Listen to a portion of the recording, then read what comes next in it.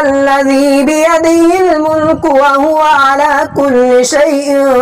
قدير الذي خلق الموت والحياة ليبلوكم أيكم أحسن عملا وهو العزيز الغفور الذي خلق 7 سماوات طباقا ما ترى في خلق الرحمن من تفاوت فارجع البصر هل ترى من فطور ثم ارجع البصر كرتين ينقلب إليك البصر خاسئا وهو حسير ولقد زينا السماء الدنيا بمصابيح وجعلناها رجوما للشياطين وأعتدنا لهم عذاب السعير وللذين كفروا بربهم عذاب جهنم وبئس المصير إذا ألقوا فيها سمعوا لها شهيقا وهي تفور تكاد تميز من الغيظ كلما ألقي فيها فوج سألهم خزنتها ألم يأتكم نذير قالوا بلى قد جاءنا نذير فكذبنا وقلنا ما نزل الله من شيء إن أنتم إلا في ضلال كبير وقالوا لو كنا نسمع أو نعقل ما كنا في أصحاب السعير فاعترفوا بذنبهم فسحقا لأصحاب السعير إن الذين يخشون ربهم بالغيب لهم مغفرة وأجر كبير وأسروا قولكم أو اجهروا به إنه عليم بذات الصدور ألا يعلم من خلق وهو اللطيف الخبير هو الذي جعل لكم الأرض ذلولا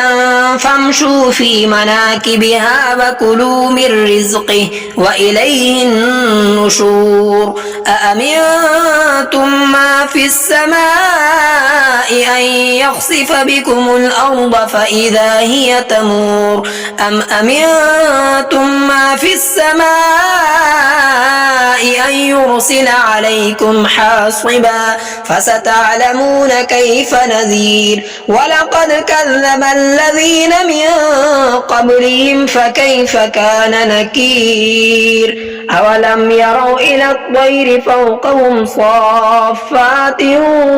ويقبضن ما يمسكهن إلا الرحمن إنه بكل شيء